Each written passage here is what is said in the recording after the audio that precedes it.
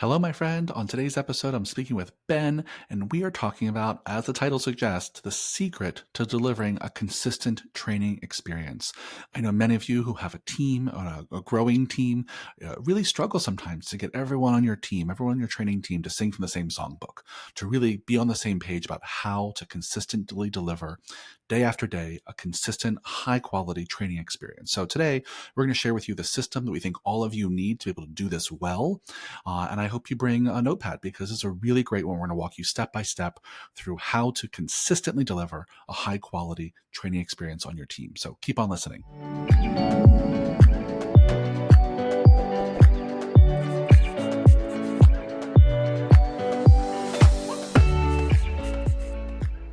Hello, fitness business nerds. What's up? Welcome to another episode of the Business for Unicorns podcast. I'm back with Ben. How are you, my friend? I'm great, sir. Thanks for having me. Yeah, I'm excited for today's chat. Before we dive in, I want to just give a quick shout out to all you listeners who have not yet followed us on Instagram. What the fuck are you waiting for? Click the link down below in the show notes and follow us on Instagram. We put out clips from this podcast and other great tools. We also engage with you there. So if you have questions about running your gym, DM us and we'll actually talk to you and help you with whatever you got going on. So go follow us on Instagram and let's be friends there. That being said, let's dive into today's episode, Ben. I'm excited about this one because I think it's a system that many gyms need, and they don't have a very good one.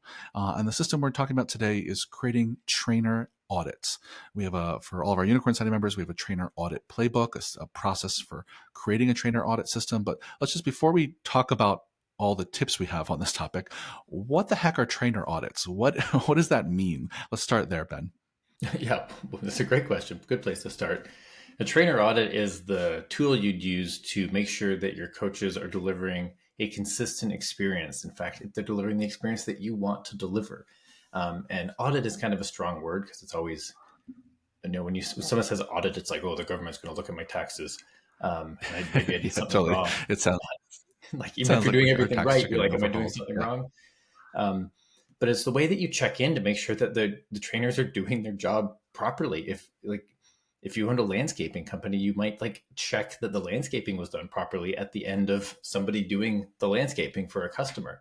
And trader audits, because we're delivering a real-time service, the audit is us checking in to make sure that your trainers are checking all the boxes properly, which we're going to talk more about later.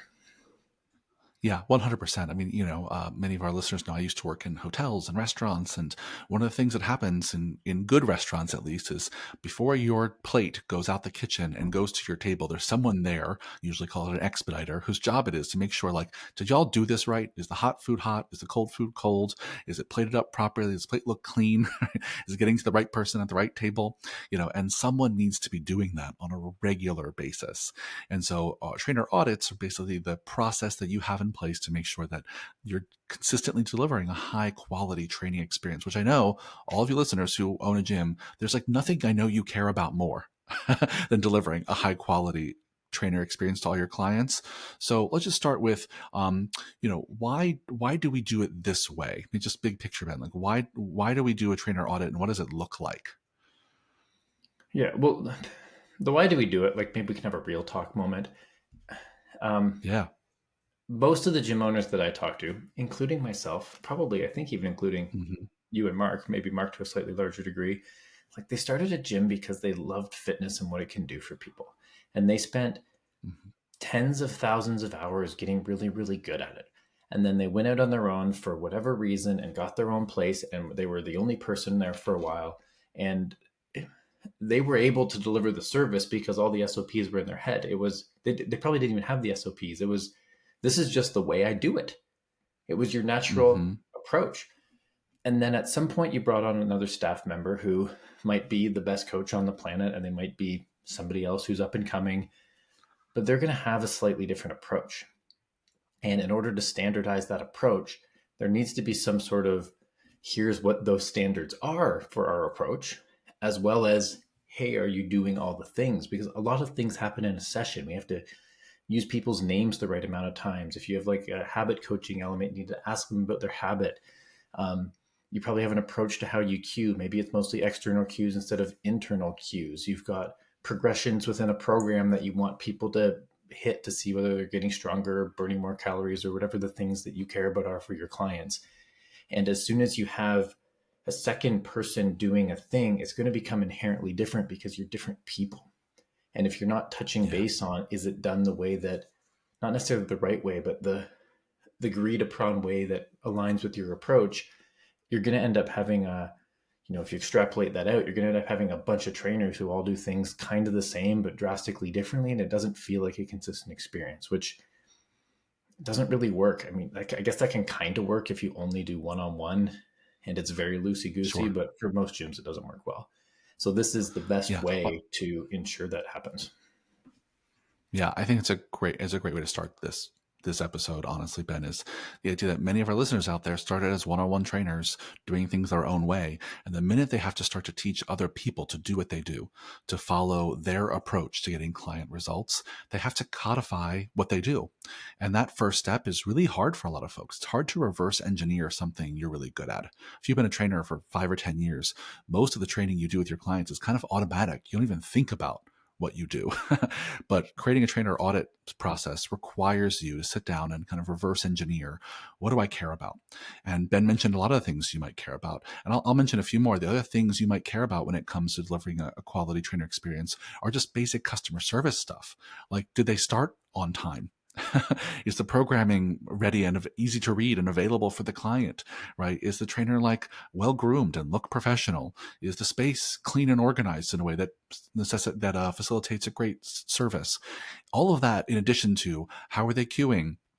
How are they, interacting and relating to the client? So all of this stuff you probably have opinions about as a fitness professional. And your first step to creating a trainer audit system is to write down all the things you care about.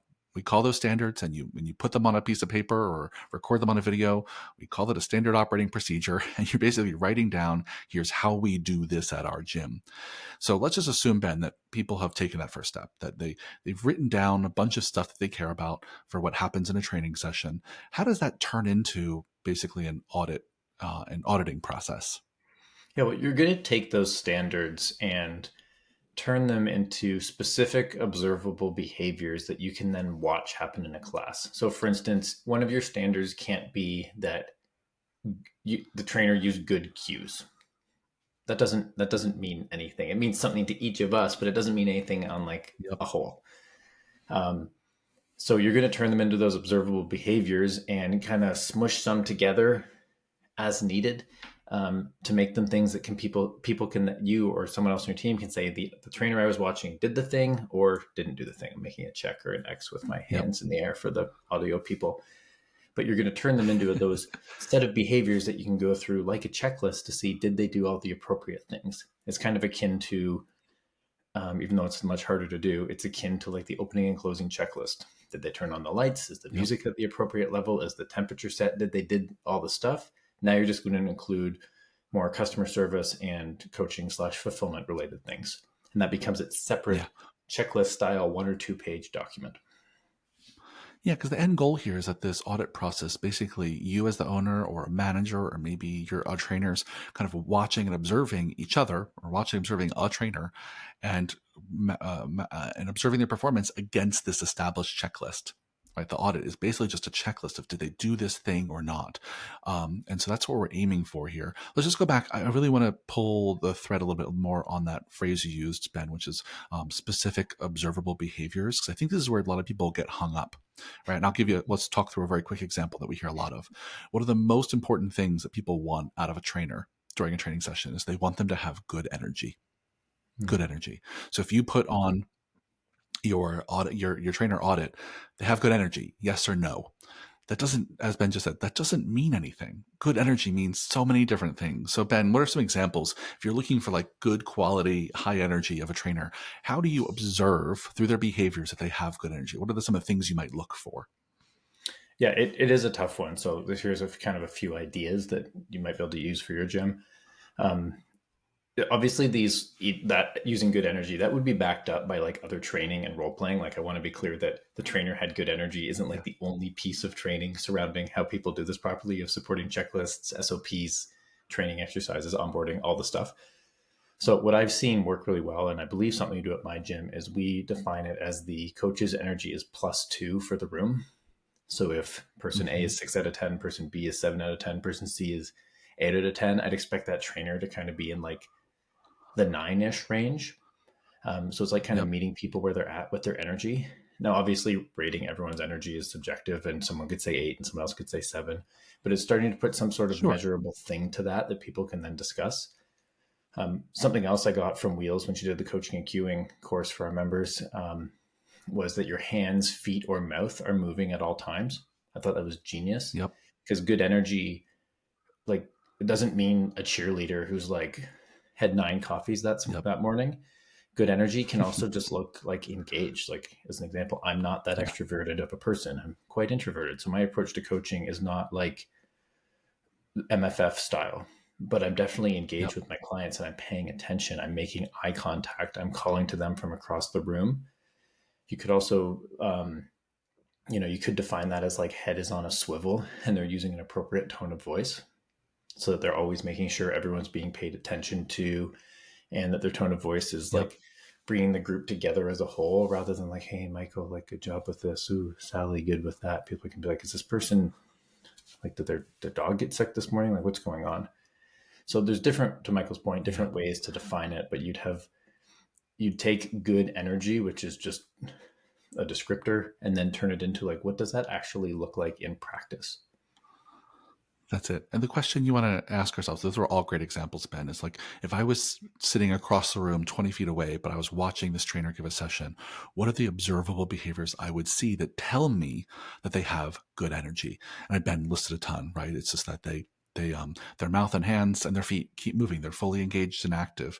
They're making eye contact. They're using clients' names, using appropriate volume of their voice, right? There's so many things that tell me they have good energy. So you want to write those things down on your audit and look for those behaviors. So it can be very clear, yes or no, they did it or not. You want to avoid as many subjective things as possible. Though there might be some subjective questions on an audit. You're really looking for a checklist of, did they do it or not? Did they start on time or not? Did they make eye contact or not? Did they give good coaching cues or proactive coaching cues or not? Did they, and those are the kinds of things we're looking for. So thanks for going down that little rabbit hole, but those are awesome examples, Ben.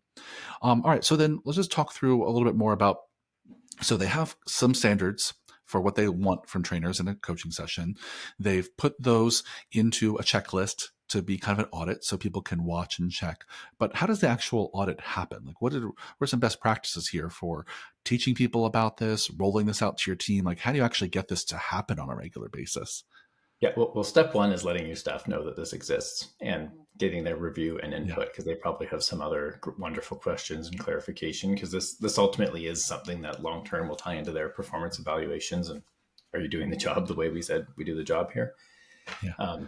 So for Can I actually just pause right there? I just want to say that's like I want to just underline that or highlight that with a big highlighter and say your team can and should participate in the creation of this audit template.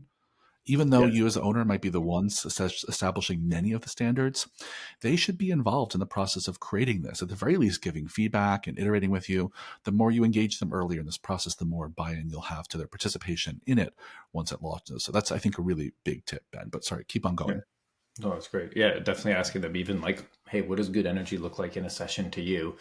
They might spitball a Yes. few things at them, but if you have 2 or 3 trainers and they all spitball a few things, you'll be able to define the good energy quite well. So step one is letting them know it exists and it's happening, and you're going to do it at whatever frequency you deem appropriate. I'd suggest at least once a quarter. What we do with our staff is every coach every coach has to audit each coach once a quarter, plus the manager has to audit the coach each quarter. So that means if you have 4 staff, everyone has 4 audits every quarter, just so you're not getting too biased of an opinion. You'll definitely need to make sure that you're like, once you tell them that it's happening, then comes the question of like, do you pre-book your audits in advance and let people know? Because as you roll this out, you're going to have a shitty first draft. Please continue to embrace the idea of a shitty first draft. As a perfectionist, it takes practice, but your first audit isn't going to be perfect. And maybe that's a discussion for us, Michael, around like, do you think you should give, hey, Michael, I'm going to be auditing you next Tuesday at 5 p.m. Just be prepared? Or is it, hey, I just randomly decided to audit this session and I know exactly how I feel about that, but that's a piece that I know a lot of our Yeah. members have asked, like, am I supposed to warn them? Yeah, listen, I think in many situations, certainly like at MFF in many cases, like you really can't sneak up on them because you have to like put your name on the list and get into the class or save room for yourself in the training session. I think if people are allowed to just observe and not participate, I think you totally can surprise them, and that's fine. I don't think it needs to be an advance heads up, but it really, if you want them to participate and actually join like an actual member into the session, they might have to know in advance that it's coming. Either way, right? The act of observing something changes it, as we all know, right? So whether you give them a heads up or not, once you're in the room with your eyeballs on them, it will change their behavior. There's nothing we can do to avoid that, aside, apart from putting in like cameras, which I don't recommend. Mhm. you know, so I think no matter what, you're going to get the observation effect, and that's fine. It still can generate a really great observation and conversation about ways to improve. So yeah, I don't think it really matters that much. Yeah, that's good. And yeah, that makes total sense. I agree. You're always going to have the observation effect. I like that. Um, but in a vacuum, and maybe this is just my optimistic dream for humanity, that because I'm watching you, it's not going to drastically change your behavior. It's not like, ooh, the boss is in the room. We all got to do look productive again. Like I'd hope that we're all trying to build a culture that people don't walk on eggshells around the owner or the manager or other staff, but there's always going to be Yeah, a slight change. 100%. I think that's a great goal, and by definition, mostly impossible for humans. Right? Our behavior is so connected to our context, and so different people in the room make us behave in different ways. I think that's fine. I mean, my attitude about this is that if I'm in the room and I can see you give a 10 out of 10 training session, then you have no reason for me to ever see you not give a 10 out of 10 training session, right? I Bingo. shouldn't hear that the next day I was not in the building and you gave a 7 out of 10 because I know you're capable of it. And so I think that's all we're testing here is that, are you capable of giving a 10 out of 10? Mm. And I hope that I hire people with enough integrity to want to do that all the time. And if not, you'll find out. You'll find out from feedback from your other trainers or feedback from your clients. And, that's another podcast for another day. But I think at the very least, if you audit them and they are capable of scoring high, then that is someone who's capable of doing a good job. And we hope that they would more times than not. Yeah. So keeping us moving forward, Yeah. you've created your standards, you've created Please. your audit, you've told your staff about it, you've now scheduled the frequency that they're happening, you've now done, or people on your team, this has been rolled out and audits are happening. The next step is to close the loop between what you observed in that session and giving the feedback to the person doing the session for like, here's what I like best, here's what I'd like to see next time, here's where you nailed it, here's where you missed, here's an opportunity to improve. So generally speaking, we'd recommend the feedback happening as soon as possible. You don't want, it would feel really shitty to me if Michael did an audit on me and I bombed, and then 3 months later he like throws it in my face. Like that's not cool. Like just tell me so I can get better. So you'll have to establish what the standards are for your organization for this. But generally speaking, the person doing the audit should tell the person who was audited, ideally same day or maybe next day, depending on how schedules align. And then you'd also want to make sure that audit is given to that person's boss so it can be added to their file. And because over time you'll see, hey, Michael did really well on A and B, but struggled with C. Then the next audit, he did really well with A and B, and C is drastically improving. And then he did really well on A, B, and C. And you can see that this coach is getting better at the things that you care that they're getting better at, or vice versa. It could Yeah. be going the other way, but we hope not. Yeah. Well, I think this is such a critical part of the process here, Ben. And I think because how you manage, how you teach your team to give this feedback and engage in this feedback conversation can make things go really well or really poorly. I think this is a part of the process that you really have to practice. I would use a few team meetings, sit down and be like, hey, let's practice actually giving each other the feedback from these audits. And I think a very simple feedback format, Ben mentioned it before, this is a shout out to our friends over at Zingerman's, but they use that framework of like, best, next, time, which is a little bit of a tongue twister, but a really simple format to remember, which is you sit down with a person you just did the audit with and you say, okay, here are a few things that I liked best. Then you ask them to maybe say a few things that they liked best about their session. Then I would say, okay, here's a few things I maybe encourage you to try differently next time. Then you ask them just to share a few things that they might do a little differently next time. And that simple kind of two-step check-in, I think can be really effective. They don't need to sit down and go through the whole audit. You don't need to go through the whole checklist. So usually it's a 1 or 2 page checklist, so it shouldn't take that long. But for the most part, there's no need to go like line by line. Did you start on time? Did you use names? Really what you want to do is go sit down and teach your team how to give a high-level overview of things that went really well and opportunities for change the next time. And then, as Ben said, make sure that happens quickly after the audit, and that information in writing gets shared with them and their manager, so that the manager can address any patterns in one-on-one meetings, and it gets put in their file so long-term you can see how people are growing, hopefully, or not over time. Yeah. Those are some really key parts. Anything else that's important about this system we haven't touched on yet? Not from a nuts and bolts standpoint. I think we were thorough on that. But I just wanted to kind of circle back to the like it can be really hard to download your training brain into a 2-page checklist. I think it's Hemingway's. If I had more time, I'd write a shorter letter. Like I know how hard that is because I've done it, and still make tweaks here and there to it. But as you'll see, the beauty of this is that it's no longer your training brain and you're hoping that they read your mind or that you can get them up to speed based on like your elbow grease. Now you've got a system of here's the arbitrarily, let's say 10 things that we think are the most important in a session. And someone else on your team can see if they're doing that. And that other person on the team can be like, hey, this is how I've approached this one. Here's the trick I use to remember everyone's name. Here's the resource that I learned the queuing that aligns with our standard for. And now you've got long-term a team that is working towards a common thing rather than you as the owner being like, oh shit, my coach isn't good and I got to go fix a bunch of stuff. It's like now you know, well, where are they good and where are not they good? And how can the team as a whole rally around that? Maybe you need to do some different in-services because you've got a new member on your team to get them up to speed, but it's now a much different approach that you don't have to feel like you're wearing all the hats. And even at my gym, my general manager doesn't have as much of a fitness background, but she can do these audits as well as I can because I've made them into observable behaviors. Like Michael could come into my gym and do the audit and probably understand 90% of it rather than, because if it's not simple for anyone to understand, there's probably a lot of subjective interpretation and on their part, but probably also a huge lack of clarity on your part that if they don't know what success looks like, they're not going to be able to win. Yeah. I think that's such a key piece of this, Ben. I'm glad you said that because, what we all know this from the research and from our own lived experience as managers and owners of business is that our best A players on our team, the employees that we think are the most effective, what we want to keep around the longest, the thing they want to know is, how do I win at this job? What does success look like for us, right? And this is a key part of giving them that is saying, okay, well, the thing that we do best here, which is training clients, this is what success looks like. Here are the 10, 20 things that we need to have happen in every training session. And it's so important that we're going to actually give each other feedback on this on a regular basis. And that is something that I think is so critical to scaling a gym, to scaling beyond just you as a single personal trainer.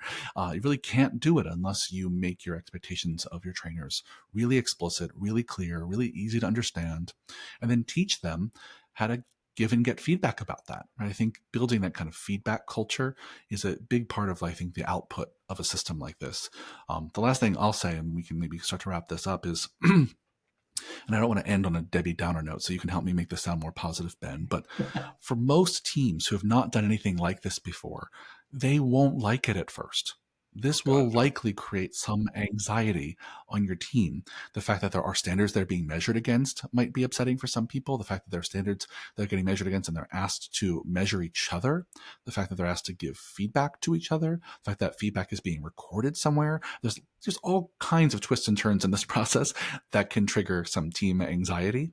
So one is expect that going in. That's a normal part of this process. The minute you get some people who are stressed out about even the word audit, is not a sign that you should stop doing this.